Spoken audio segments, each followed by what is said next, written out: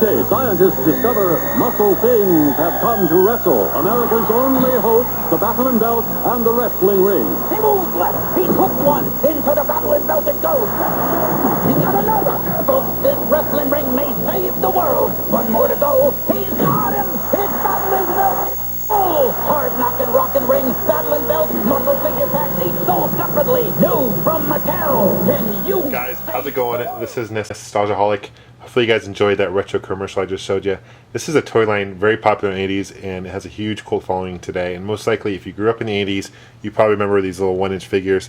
These were called M.U.S.C.L.E. And muscle actually stands for something. It's interesting. It's not just the muscle. It stands for, it's a play on words. It stands for millions of universal small creatures lurking everywhere. And interesting enough, this was brought to the U.S. by Mattel and was started in 1985 and lasts until about 1988. It's actually based on a Japanese toy line called Kinkishi, which I'm probably butchering that name, but it's based on, Kinkishi was actually based on an anime, and in the anime it was called Kinnikuman. I'll write a word there on the screen for you so you can read it, but again, I'm probably butchering it, but you guys get the idea. It's based on a Japanese toy line, and in Japan they actually had these things, but they weren't only limited to 1 inch. They actually had different sizes of them and stuff, but these were very detailed figures. First line back in 1985 were all flesh, like kind of like discolored, you know, bubblegum pink is what they called it. And there were the other lines that had, actually interesting enough, they had brought in some colors to the mix, so it made it kind of interesting and unique. These weren't only limited to toys. They actually had ones that they had a Nintendo game, M.U.S.C.L.E. the Nintendo game, which is actually a horrible game.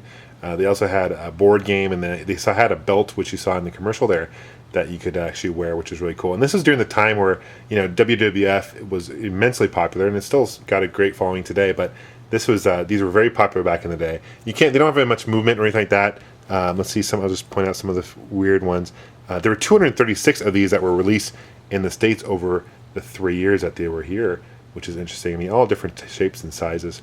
They were sold in packs of 4, which I had somewhere in my garage. I had some unopened packs. I just couldn't find them, and I lost patience. I want to show you this video. So when I do find it, I will show you what they look like. But these different colored ones, like these orange ones and the turquoise ones, were actually the last wave of figures that they made. But the more common ones are the flesh colored ones. But look at these. Like, I love the multi-arm ones. That looks like something from like Mortal Kombat or something like that. It's cool. And, you know, I'm not sure who's good and who's bad, to be honest with you. Maybe you guys know, and maybe you guys know the names of each one of these. I really don't know. I don't recall all that. But I'm going to show you something also. They came in barrels of 10, which you could buy these barrels, and they had 10. This barrel reminds me of the ooze that you find in like turtles and stuff, and He-Man. And anyway, so that's cool. They had a barrel of 10. And there's one more thing I wanted to show you. An accessory that I have for the M.U.S.C.L.E., which is pretty cool. Here it is, guys. The hard knockin' rockin' ring wrestling arena for Muscle. Paid $9 for this back in the day. Price tag's still on there. And this is actually a really cool thing. I remember playing this a lot growing up with my friends. And here it is, like this. So the whole idea is you can actually take 2 muscle men at random, and they snap into like so. And it's kind of like playing thumb war, but instead of using your thumbs, you use your muscle. And the object is obviously to move them, and then to, depending if they fit on there, and kind of to knock them down or whatever. So that's cool. I love the sticker and the labels here. This is almost reminds me of the Nintendo game. I guess this guy is like the main hero.